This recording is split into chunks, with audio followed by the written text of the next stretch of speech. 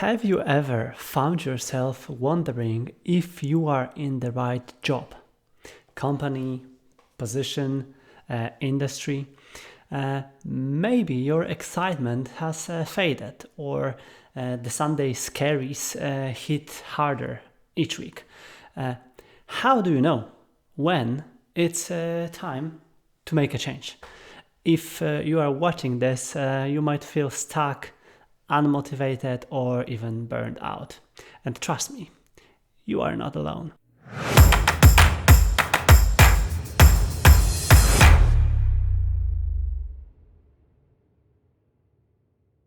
When I started this channel and asked the question on what kind of content and topic you are most interested with, this was your number one. There was a famous Polish philosopher, Laska, who gained his popularity thanks to the Chłopaki nie płaczą movie, in English, Boys Don't Cry, and his scene where he did a reflection about sense of living, that we all need to ask ourselves one fucking important question. What do I like to do in life? Then start doing it. Simple quote from his words. As someone who's navigated a few career shifts, I've learned that it's rarely a simple yes or no decision. Often it happens too late as well, as same as the breakup with an old girlfriend or boyfriend. As soon as it's not a forced change caused by the market's economy and company strategy and of Eldorado or mistake, it's often just your responsibility to do something with it or not. In this video, I will guide you through key steps to figure out if you need a change at all or just a fresh perspective on the challenges that you might be facing. Also, let's dive into some statistics that made me feel interested and intrigued in this topic of career shifts and changes.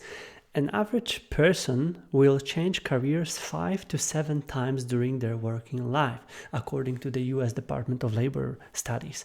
And approximately 30% of the total workforce will now change jobs every 12 months. That's a lot.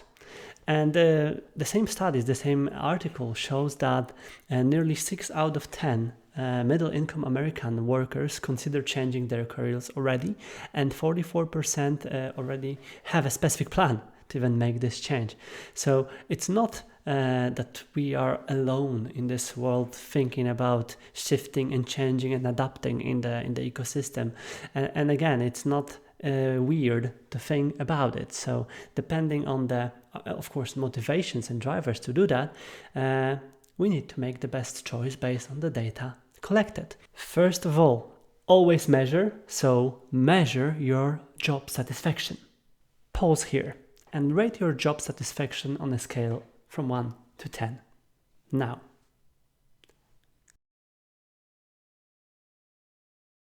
Got it? Let's keep going. You can post it in the comments, by the way, if you want to. Follow it up with the question or set of the questions on what affects the score you just dropped. Start by asking yourself, what do I love, hate, or wish I could change about my job? Use a simple framework like the starfish retrospective, for example. So ask yourself, what do I want to do more of? What do I want to do less of? What I want to start doing and what I want to stop doing.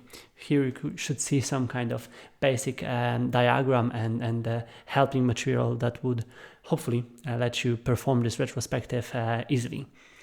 If you are leading a team, consider adding your team through this exercise to measure collective job satisfaction amongst all of your colleagues.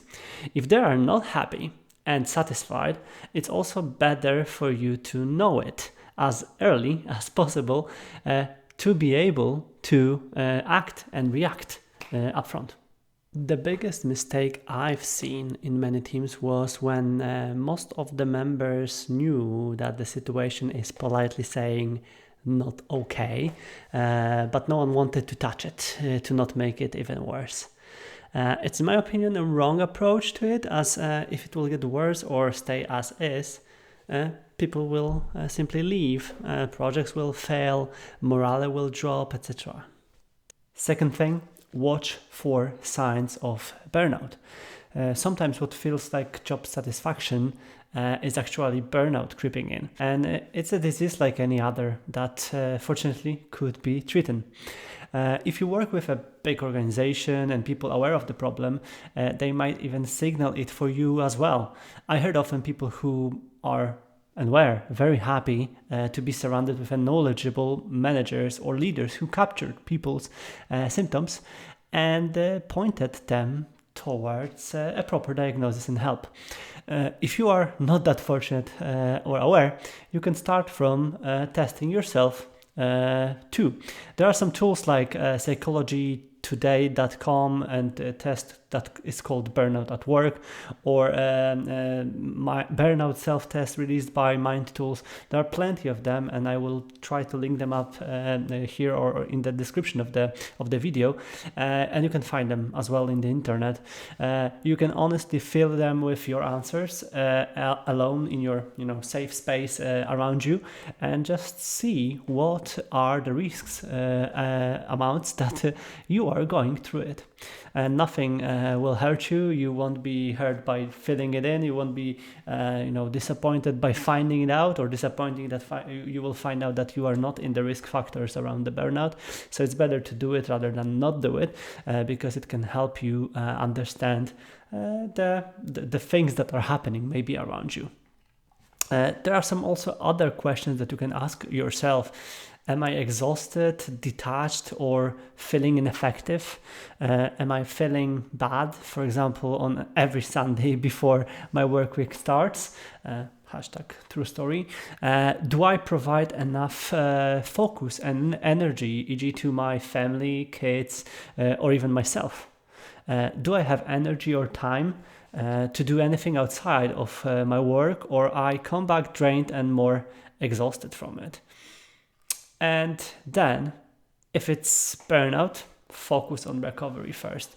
Start with doing more breaks, set some clear boundaries, and ask for support and help. It's not a shame. It's nothing wrong to ask for help if you are going through it. It can end definitely worse if you won't do that, or if you won't react to it accordingly. You might get it from your team organization, but if not, plenty of professionals and people around might help you too. Look for the people talking about their journeys, ways out of it, or tools and practices that help them, and then try it yourself too. But again, take care of your state first, and then think about changing anything around you, because without a functional engine first, you won't be able to do more changes around yourself. Thing number 3, take care of the basic stuff. Sometimes it's not about the job at all. That might be surprising, but things like sleep. Are you sleeping enough? Eating well, or moving your body? It's surprising, really surprising, how much your energy and our energy at work depends on how you treat yourself outside of it. As an IT professional, aim to remove and clear the happy paths first. Maybe you had some other factors in your life that might affect the way how you feel, perform at work.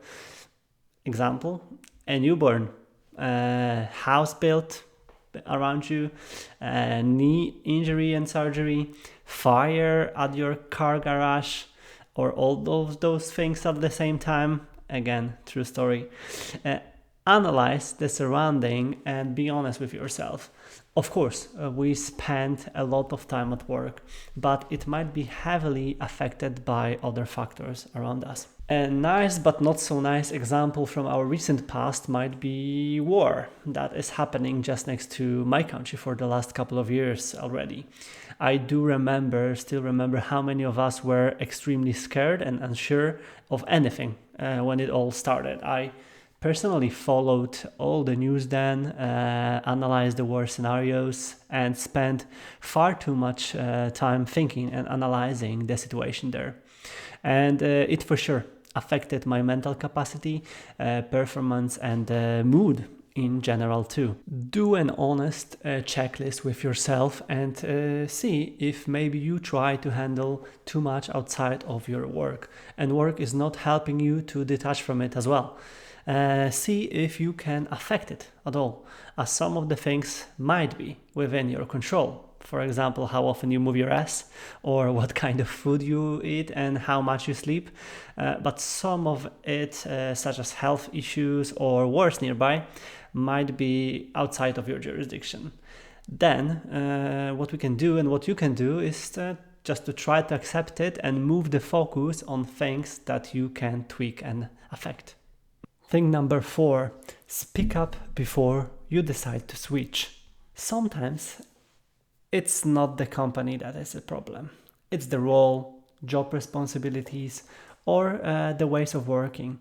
Would a lateral move or different responsibilities reignite your passion? If not, start thinking bigger.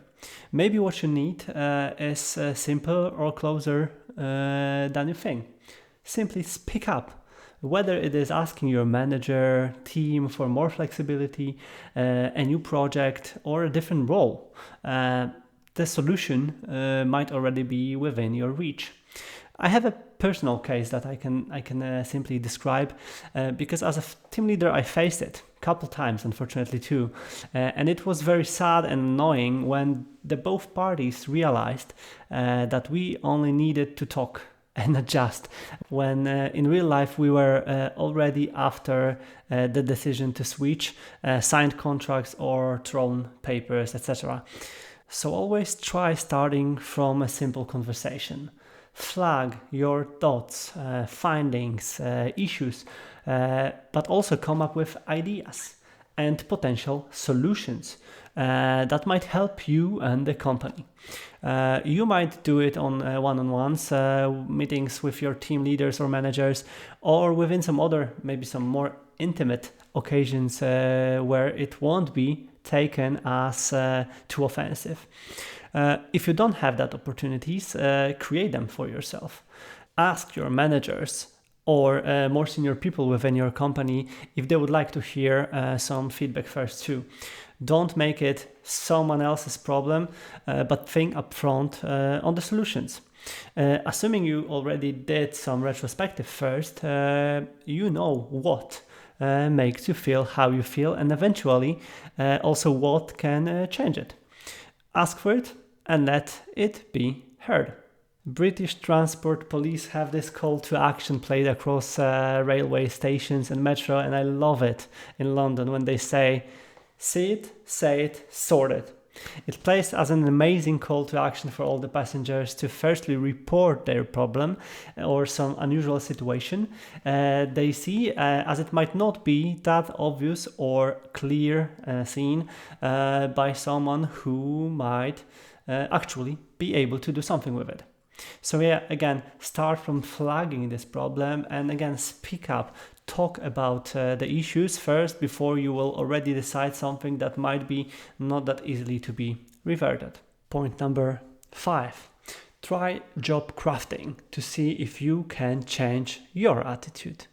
We all often think that the grass is always greener elsewhere. We are attracted by other companies' offers and activities that we see in the web, stories we see here or are exposed to, or our own perception of the world outside of our problems. When often the chaos is the same or sometimes even bigger there. Instead of jumping ship, explore job crafting, shaping your current role to fit your strengths, values and interests. Could you add more of what excites you and reduce what drains you?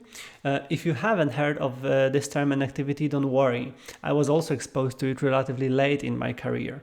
As Wikipedia says, job crafting is an individual-driven work design process which refers to self-initiated, proactive strategies to change the characteristics of one's job to better align the job with personal needs, goals, and skills. Recently as well, I was fortunate enough to attend a really nice presentation done by Bartek Olejniczak at Beyond Code conference, where he brought nice ideas of professions which could be seen as totally not sexy at all, and people who were thriving there as they set their own motivations and life purpose with their mission there. It's all often depending on us and our internal motivations. If we don't have them and we just feel like we are doing some bullshit job without any sense and purpose, changing team or company won't resolve it by default too, unfortunately. So yeah, try it with yourself really. Maybe you do not feel any joy in what you are doing, not where you are doing it. Realizing it might also help to make better decisions. And last but not least, point number 6, the honest retrospective. If you have the power to shape your career and it starts today, don't make hasty decisions. If you are still unsure, do a pros and cons retrospective. You might do it at work anyway. What do I gain and lose by leaving? What do I gain and lose by staying? What the worst can happen in both scenarios? In today's uncertain economy, switching jobs isn't always straightforward as well. Before you decide to leave, reflect, recover, speak up, and explore all your options within existing setup and structures. Sometimes the best opportunities are already within reach if you just take the time to find them. Then, before making the leap, research if your dream role or company will actually meet your needs. Does it offer what you value, like remote work or time for passion projects? What other things you need to sacrifice to get what you want? Okay, so what do you think now? Have you ever faced this decision? Share your story in the comments, please, and help me to see how you approach that. I would love to hear how you navigated it. And yeah, all of you, all of us, please stay strong and make responsible decisions because this topic is not that easy as it seems, but it might be if we will allow us to analyze it and do some data-driven decision. So collect the data, analyze the data, and process the data to be more happy and more satisfied at your work. XOXO.